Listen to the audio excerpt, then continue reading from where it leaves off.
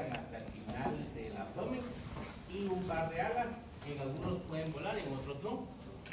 Son depredadores, entonces si los ven no los maten, que estos les van a ayudar a limpiar ahí su jardín. Ahora vamos a hablar del orden Tiráptera. Estamos hablando de piojos, son hemimetábolos. Vamos a ver que a partir de un huevo, que también se le conoce como liendre, vamos a ver que funciona un piojo chiquito y luego únicamente va a cambiar de tamaño más no de forma. Estos son ápteros. ¿Ustedes alguna vez escucharon o les dijeron de que los piojos brincan y que por eso se pegan? ¿No es cierto? Los piojos se pegan si solo tienen, están muy cerca a alguien, básicamente contacto cabeza con cabeza. ¿Sí? Caso contrario, no. Y los piojos no necesariamente están porque alguien sea sucio o no se baña, sino que básicamente si ustedes tienen sangre caliente y tienen pelo donde se puede colocar un piojo, pueden tener piojos. ¿Sí? La característica es que son parásitos obligados, sí o sí tienen que estar sobre el hospedero para poder sobrevivir, caso contrario se mueren. Vamos a ver, eso lo vieron en el laboratorio, las patas modificadas con las uñas, básicamente el diámetro del pelo del hospedero va a definir la forma de las patas, ¿sí? Esto es una especificidad bien marcada. Dentro de los subórdenes vamos a encontrar a Anoplura, que son los piojos chupadores, y vamos a encontrar a Malófaga, que es en el caso de los piojos masticadores. En el caso de Anoplura vamos a tener un saco trófico, que básicamente es una bomba con la que ellos pueden sorber la sangre. En el caso de Malófaga vamos a dividirlo en amblísfera e schnoza. Entonces aquí quiero que vean, tenemos Anoplura, siempre vamos a partir de un huevo, una liendre, al igual que en el caso de Malófaga, y vean las modificaciones entre uno y otro grupo. Aquí tenemos en el caso de Anoplura, tenemos las cignias, ustedes se recordarán de hace 2 o 3 clases, no recuerdo. En el caso de Orthoptera, las cignias parecían como unas pequeñas pinzas que les ayudaban a cortar el alimento. Aquí, al igual que en el caso de Siphonaphthera, bien modificadas, y vamos a tener un labio que básicamente va a ser la seta picadora bien modificada las estructuras. Estos señores los vieron en el laboratorio. Tenemos a la ladilla, el Pilus pubis, que parece el luchador. En el caso de pedículos humanos, el piojo común. Y a Menoponga inae, que básicamente es el piojo de las gallinas. En el caso de los piojos, dependiendo donde consulten, van a ver ustedes que algunas veces escriben el nombre. Entonces, pedículos humanos, y van a poner Barcapitis o Barcorporis. ¿Serán especies diferentes de esas? Sí, no, ¿por qué? ¿Alguien? Son siempre pedículos humanos, lo que muchas veces van a ver ustedes, y inclusive en algunos ácaros le van a poner este bar es la variedad. Básicamente este lo agarraron, Barcapitis se lo agarraron en la cabeza y el Corporis lo agarraron del cuerpo, porque los piojos inclusive no necesariamente pueden estar en la cabeza, pueden estar en el cuello, en la espalda. Es la misma especie, el mismo bicho, solo que va a cambiar de dónde fue que lo recolectaron. Sí, porque un día lo vean en un libro y ya saben a qué se están refiriendo, ¿sí? Pero es la misma especie. Ahora vamos a platicar de Coleóptera, escarabajos, el grupo más diverso, o al menos el que se ha identificado y descrito en más especies. Importancia, vamos a encontrar un par de élitros, aparato bucal masticador, ¿sí? Son holometábolos, es decir, vamos a pasar de huevo, larva, pupa, adulto. Alimentación, sumamente variados, podemos encontrar que son depredadores, algunos que son fitófagos, algunos que se van a alimentar de granos como los rocojos, o también en el caso de Alphitobius, que es relevante en el contexto de la medicina veterinaria, porque estos básicamente se van a alimentar de plumas y de los nidos, muy importante en el caso de avicultura, porque pueden estresar a las aves, y ustedes ya saben que si se estresan las aves, no ganan peso o no ponen huevos, y entonces viene para abajo la producción. Distribución, básicamente en todos lados habitan.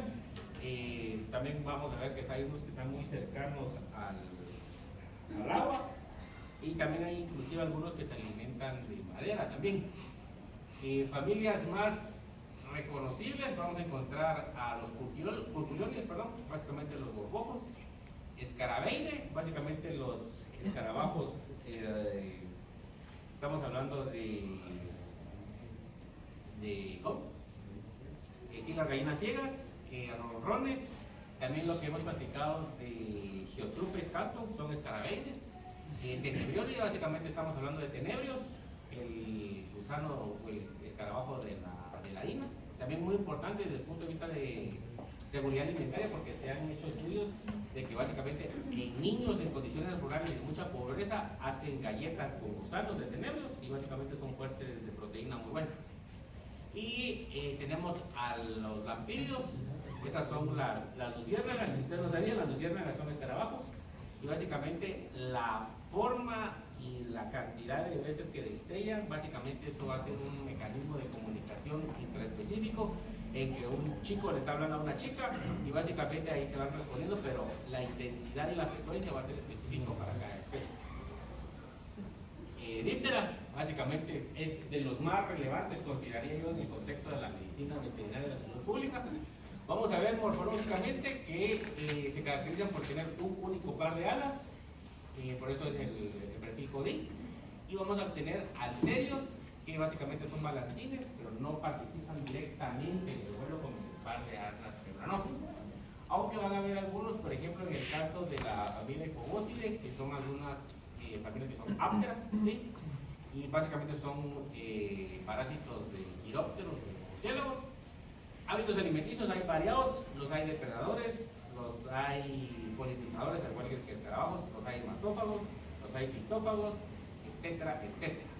Y la ventaja que tienen en este grupo, que vamos a ver, de que no necesariamente las fases larvarias se van a alimentar de lo mismo que los adultos. O los metábolos, la importancia van a ser, en el caso nuestro, que son vectores de muchas enfermedades, y en algunos grupos, por ejemplo, en el caso de la mosca de la fruta, y vamos a ver de que se da la conformación del lex. Si ustedes alguna vez aquí en la universidad van caminando, ven una nube de moscos que están ahí volando, no sé si les ha pasado, bien hasta así, pues eso es un lec. Un lec básicamente es un grupo de machos que están llamando la atención de una chica. Entonces, por ejemplo, aquí Daniel y compañía, yo no sé si ustedes han ido a alguna fiesta, o ustedes seguro que son niñas bien importantes, se van de la UA acá. Entonces, pero en otro contexto de otras compañeras suyas, no sé, por ejemplo, ustedes están sentadas, adelante, están sentadas y estoy seguro que se acercan más a un patojo, pero los patojos, yo también fui patojo. Uno cuando se quiere acercar a una patoja por lo general no va solito, siempre va en un grupito, porque así como que agarra más valor uno. Prácticamente va a ser lo mismo con un leco. En el centro va a estar el macho alfa y alrededor van a haber un montón de machos. Entonces todos están bailando ahí para intentar llamar la atención de una chica, ¿sí? Y entonces eso va a hacer de que la hembra se fije en la nube de machos, pero aquí básicamente el que va a salir favorecido es el macho alfa, ¿sí? Al igual que pasa con las discotecas, uno va en grupo y ahí sí que hasta piensan como anda a hablar, pues anda a hablar. Pero básicamente es lo mismo. Entonces ustedes también hacen el ex, ¿sí? ¿Preguntas? ¿No? Entonces ya vimos 3 premisas para las chicas aquí por al menos no acepten menos de que les canten, que les bailen, y si van solos mejor. Bueno, dentro del grupo de los dípteros que son relevantes en el contexto de veterinaria y salud pública, vamos a tener a los sábanos. Estos de tamaño pueden llegar a ser hasta 2 pulgadas, son, en el caso de las hembras, son hematófagas, importantes porque son vectores de la anemia infecciosa equina. ¿Cómo van a reconocer muy fácilmente ustedes un tábano? Primero por el tamaño y las antenas, que son pseudoestilares. Luego vamos a tener a los pulícidos importantísimos, por ejemplo, Aedes, Culex, Anopheles. Aedes, por ejemplo, es vector de dengue, chikungunya, mayaro, zika. Anopheles, ¿de quién era vector? ¿Lo olvidó? ¿El género de malaria? Plasmodium. Y vamos a ver también el caso de musca doméstica importante. Básicamente son vectores mecánicos, al igual que otras cucarachas de traslado de bacterias. En el caso de Oestridie también son moscas grandotas. Estas tienen la característica que van a ovipositar cerca de los collares nasales en el caso de los animales.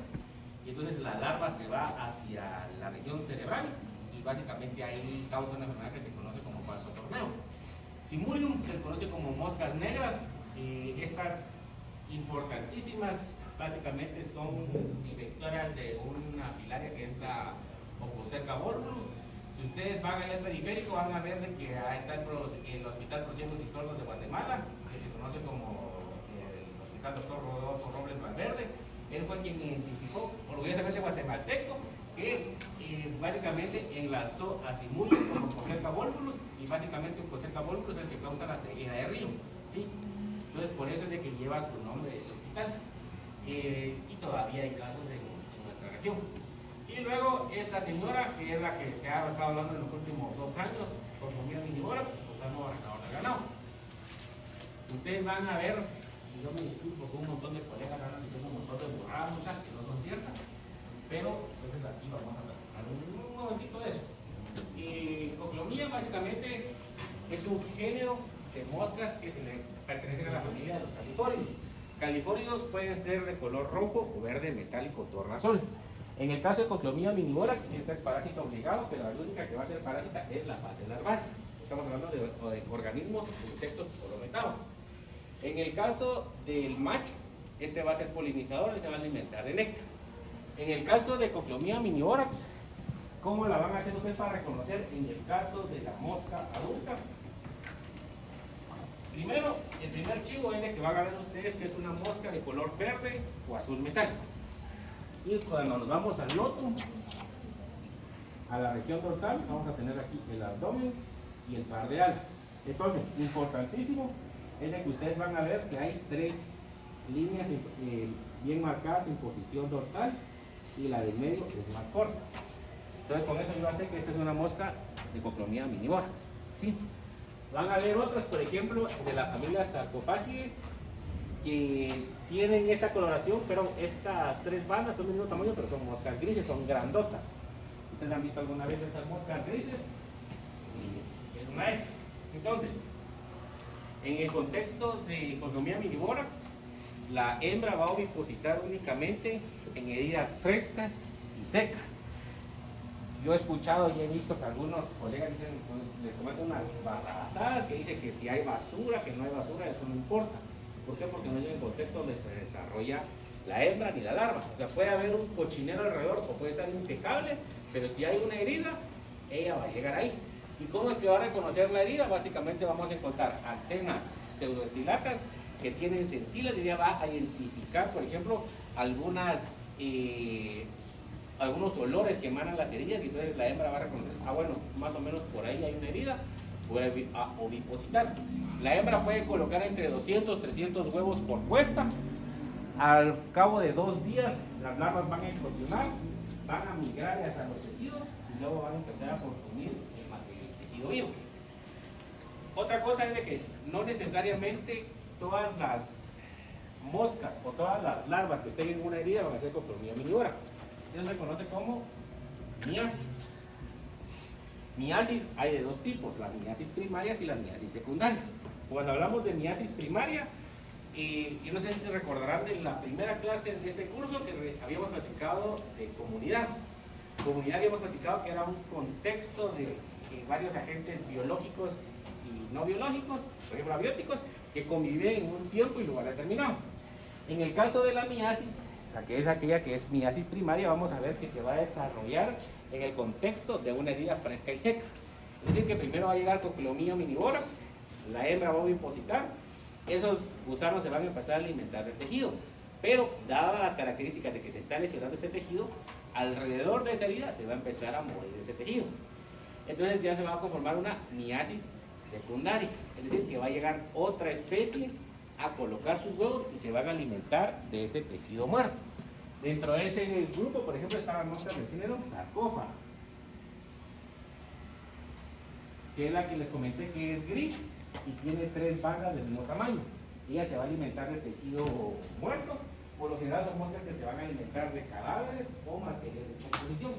Entonces aquí vamos con eso, que básicamente en una herida puede haber una comunidad, básicamente pueden haber agentes que van a provocar una miasis primaria y luego una miasis secundaria. Y no necesariamente por miasis secundaria puede ser únicamente por sarcófaga, sino que puede ser lucilia e inclusive mosca doméstica. ¿Sí? ¿Alguna pregunta? ¿No? Entonces, ¿cuál es el control y tratamiento de esta enfermedad? ¿Cómo? Sí, pueden utilizar pipetas en el caso de sus perros. Los perros a veces siempre se vienen lesionando. Yo les recomiendo colocar una pipeta, una pastilla o bien un collar antipulgas. Eso va a servir de repelente. Pero si ya está la herida provocada, básicamente están lavando con agua y jabón y están vigilando que no llegue ninguna mosca a colocar los huevos. Y los huevos básicamente sí se pueden reconocer bien fácil porque tienen esta forma y la hembra coloca básicamente paquetes de huevos. Y eso se le conoce como cereza. Entonces, en el caso del control, digamos a nivel país, a nivel regional, es importante el control de las heridas y también se usa la técnica del insecto estéril. La técnica del insecto estéril, básicamente, aquí en Guatemala no la realizamos, sino que el único laboratorio ahorita a nivel mundial que lo hace por el momento está en Panamá. Ellos básicamente crían en condiciones de cautiverio esta mosca, se les da sangre bovina liofilizada y se hacen una pasta ahí. Entonces básicamente cuando están las fases larvarias, ellas eventualmente van a pupar, se está simulando el ciclo biológico de la mosca. Entonces, la larva va a pasar de L1, L2, L3, ahí puede demorar hasta 2 semanas y posteriormente en condiciones naturales ella se va a dejar caer al suelo y va a pupar. En condiciones de laboratorio ella también se va a dejar caer, pero básicamente le tienen aserrín. En condiciones de laboratorio lo que hace es de que se ponen charolas, básicamente con unas 3.000, 5.000 pupas y se irradia con rayos gamma. Esos rayos gamma van a funcionar alrededor de 60, 90 segundos y ¿qué es lo que va a hacer? Va a atrofiar los órganos sexuales. Entonces, el chiste de la técnica del insecto estéril es de que yo voy a liberar pupas estériles en proporción mitad machos y mitad hembras. La característica de esta mosca es de que es monógama, ella se va a parear únicamente una vez en la vida. Entonces, si yo suelto machos estériles, el chiste es de que venga un macho estéril y copule con una hembra silvestre. Básicamente no va a tener viabilidad en su espermatozoide y la hembra va a estar ahí viviendo, pero va a depositar básicamente huevos que no son viables. ¿Sí? Ese es el chiste. ¿Cuáles son las problemáticas de la técnica del insecto estéril? Que yo siempre lo he comentado y también yo le he tirado ahí un par de veces al mar. Por ejemplo, yo estoy casado, como ya uno está en cautiverio, uno es como un animal en cautiverio en el zoológico. Si a mí me sueltan, yo no voy a poder cazar. En cambio, ustedes sí pueden cazar, tienen esas habilidades todavía. Entonces, vamos a ver que eso va a pasar exactamente en el caso de los machos de esta especie. Aquellos machos que fueron criados en condiciones de laboratorio o de cautiverio no van a tener las mismas condiciones o la misma habilidad para coordinar a las hembras. Entonces, van a ser un poquito menos eficientes para poder copular con una hembra silvestre. En cambio, los machos silvestres, esos son de barrio, esos básicamente, hagan de cuenta que es como un tuquero que a algunas chicas les gusta. No estoy diciendo nombres. Entonces, básicamente, así les gusta, como eran chacalones. Entonces, esa es la desventaja. Otra desventaja es de que, por ejemplo, la técnica del insecto estéril es infalible. No. Este problema se llevó a, esta técnica se desarrolló en la década de los 50, los 60. Y básicamente, ¿por qué se desarrolló? Es una enfermedad que se desarrolla en condiciones tropicales. Pero el problema es que esta mosca sí llegó hasta la franja sur de Estados Unidos, es decir, Texas y todos los estados del sur. Y ahí está el sector ganadero de los gringos, y ahí hay pisto de por medio.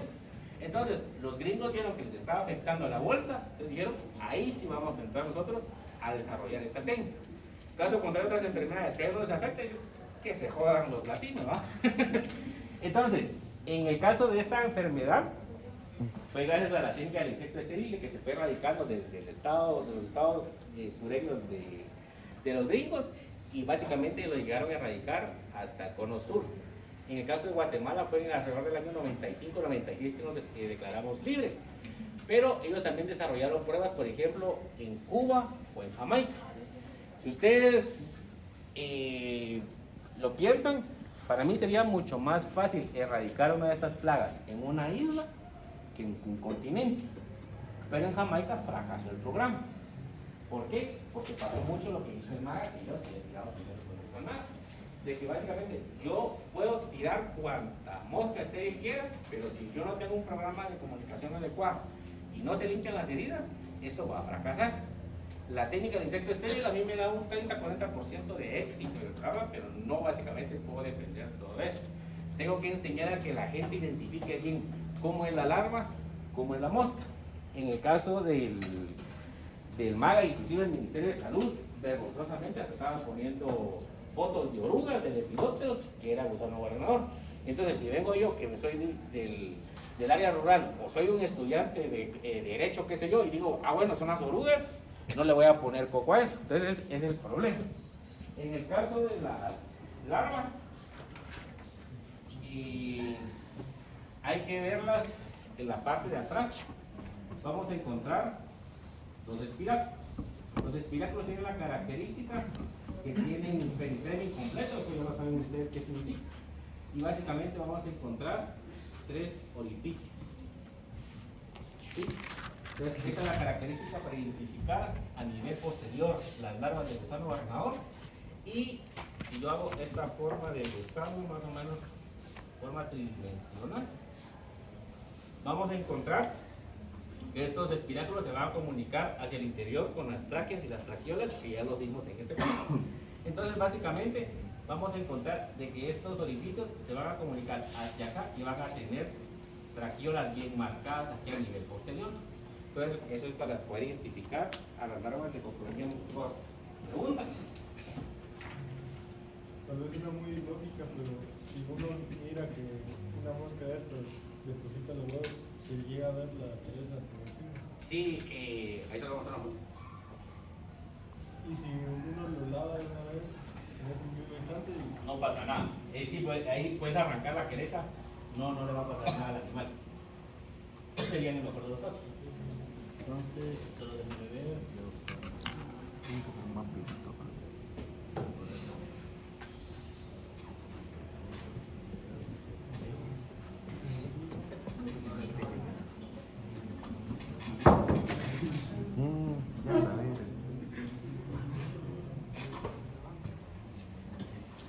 Entonces, esta es la quereza.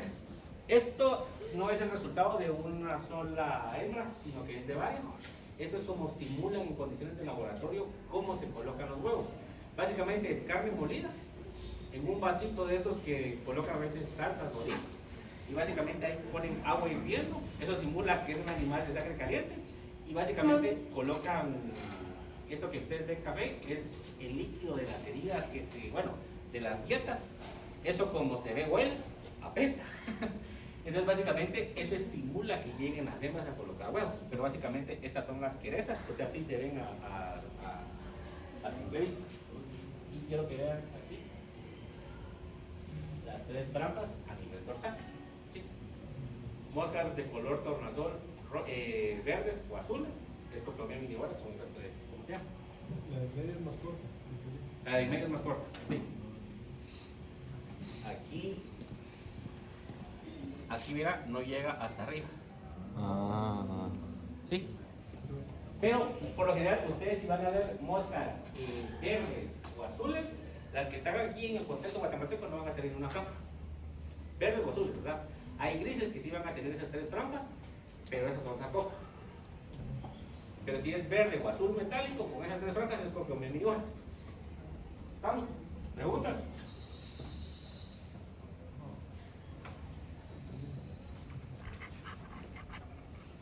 Bueno, entonces les voy a mostrar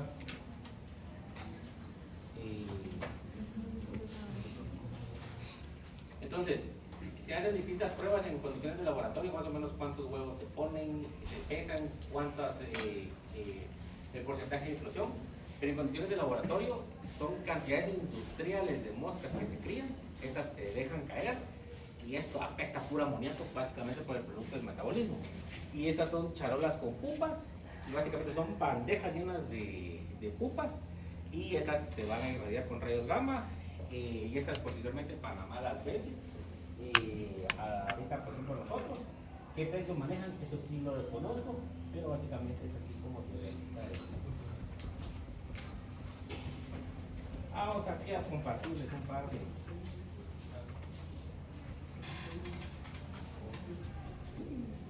Doctor, ¿para qué utilizan las pupas? La pupa va a ser después un insecto adulto, entonces tú lo vas a soltar en condiciones de ambiente. La hembra estéril ni te quita ni te pone, pero lo que te va a importar es el macho estéril, porque va a ir a copular con una hembra silvestre, y como son monógamos, entonces esa hembra que ya copuló básicamente va a poner huevos, pero van a ser illares, no van a estar fecundados. Y lo que me mostró lo negrito, o sea, me ve el nombre que lo venden. Son las pupas.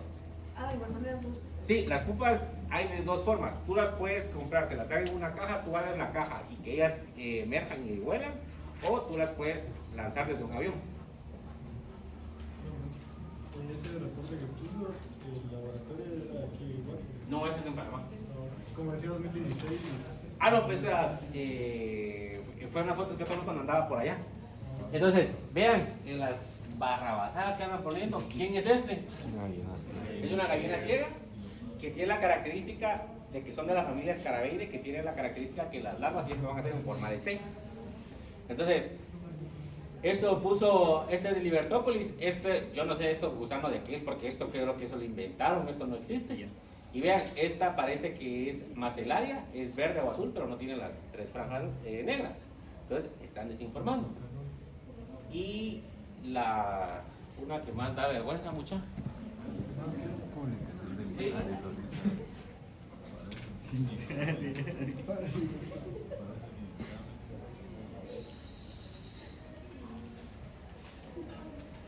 Como vean, en todos los lados se cuecen habas. Ah, no, yo creo que la borré por vergüenza.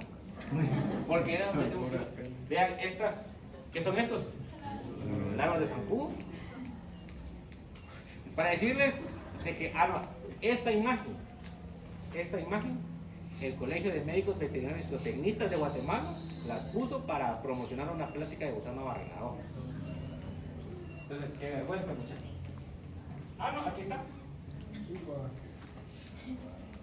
Yo aquí quité el nombre del colega porque él no tiene la culpa, pues, pero, o sea, da vergüenza. Yo si fuera un veterinario de México, Estados Unidos o Argentina, ya esos no saben ni de qué están hablando. Y realmente es así. Bueno. ¿Preguntas?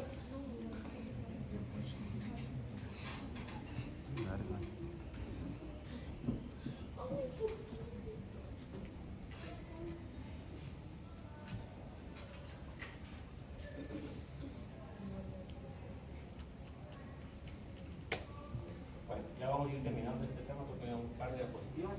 Bueno, ahora en el caso de los hiponápteros, en el caso de las pulgas, son ápteros, aplanados lateralmente, o los metábolos, alimentación, y en el caso de los adultos, bueno, las hembras de qué se alimentan, ¿alguien me recuerda? Sangre. Los hematófagos y las larvas. Detritívoros. Son detritívoros, exactamente. Entonces esa es la característica de por qué podían ser vectores de Dipilidium canino, que básicamente se alimentaban de materia de descomposición, que tienen unas mandíbulas bien conformadas y básicamente iban a conformar un cisticercoide.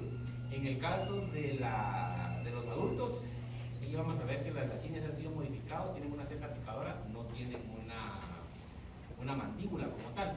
Importancia, además de que son vectoras de X, Y enfermedades, importante es de que por sí solo la pulga puede desarrollar o provocar un cuadro de TAP, que es dermatitis alérgica por picadura de pulga, que básicamente los perros de tanto que les pica, o algunos reaccionan mal a la saliva de estas, básicamente van a colocar áreas alopécicas en el cuerpo. Un diagnóstico diferencial relativamente sencillo es de que se va a formar la cola de rata, que básicamente se les pela la cola a los animales básicamente por los mordiscos, ¿Cómo lo confirmo? Básicamente, si identifico pulgas sobre el animal o también heces de pulga aquí alrededor, que como comentamos en algún momento, son piedritas o arenitas de color negro, y básicamente ustedes dicen, ah bueno, aquí hay pulgas, aunque no vea la pulga. Entonces, esta señora la vimos. ¿Esta qué especie será? Canis. Canis. Muy bien. Y menópteros, vamos a ver avispas, abejas, abejorros, holometábolos, distribución también mundial, prefieren las condiciones tropicales. Alimentación, hay de todo tipo, hay depredadores, hay polinizadores. La importancia, básicamente, la miel desde el punto de vista zootécnico por apis mellifera. Y tenemos a estas señoras que son avispas de la familia Mutilidae. Estas tienen la característica que son coloniales, pero tienen una colonia chiquita como de 6, 8 individuos. Si ustedes las ven un día, una que parece hormiga de esta forma, no la vayan a tocar. ¿Por qué? Porque esta es una coloración aposemática que está diciendo no me toques. Eso también se les conoce como matavacas. Y esas pueden aguijonear 6, 8 a una vaca y la matan. Dicen que esto es una picadura dolorosa. Y ahora vamos a ver un videito para ir concluyendo. Bueno, y menópteros también incluimos ahí a las hormigas. In the African savannah was a very interesting creature.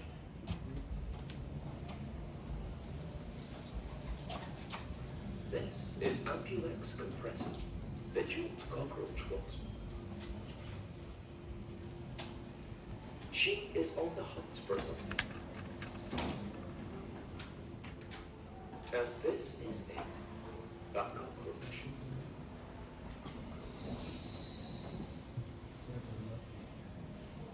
She approaches it carefully as the roach is far bigger than she is.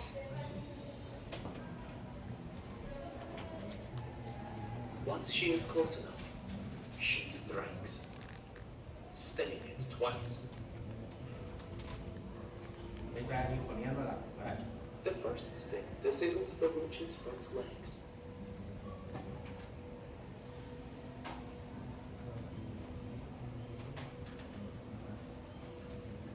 The second, she delivers directly into the insect brain.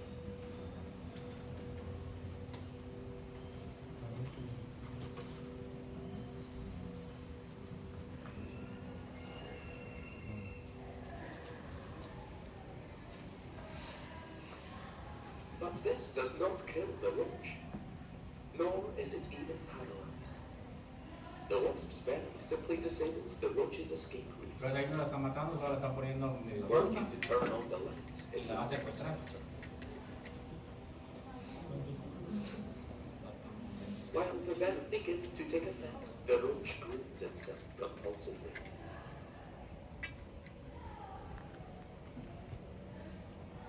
The wasp waits nearby.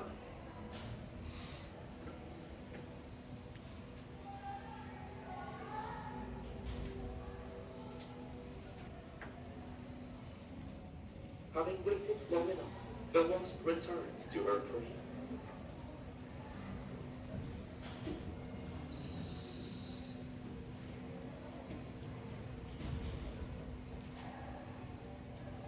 Vibrating her wing muscles like this allows her to sever the roach's antenna. Scientists think that by tasting the roach's blood, she can gauge how effective her sting has been. Too little venom and the roach will recover before she is bitten. Too much and it may die too soon. Satisfied, the wasp leads the stupefied insect to her burrow.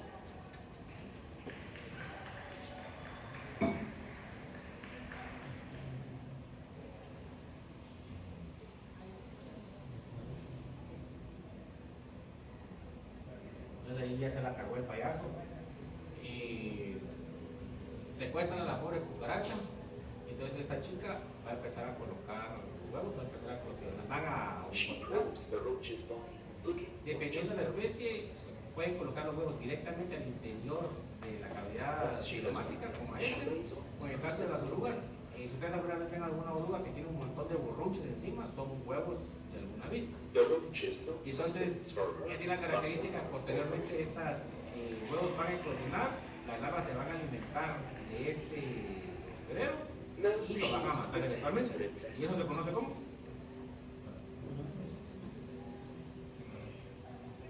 Parásito. Es un parásito exactamente. La diferencia entre el parásito y el parasitoide es que el parásito se alimenta también a expensos, pero no lo mata. El parasitoide sí llega a matar a su huésped. ¿Sí? Es lo que a pasa ahí. process that may take 30 minutes or more.